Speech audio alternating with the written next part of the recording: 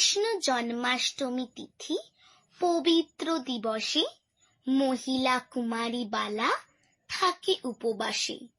যুবতীরা সকলে উপবাস করে, মনোমোদ লোভে পতি শ্রীকৃষ্ণের বরে।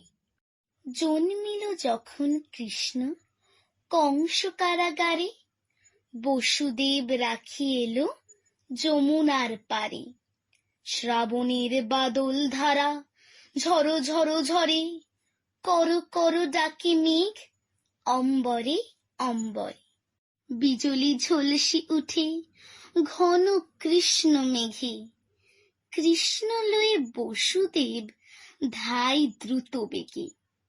বসুদেব নামি পড়ে যমুনার জলে, শৃগালে দেখায় পথ অগ্রে অগ্রে চলে। মুষলধারায় বৃষ্টি অবিরাম ঝরে, বাসুকি ধরিল ফনা মস্তক উপরে।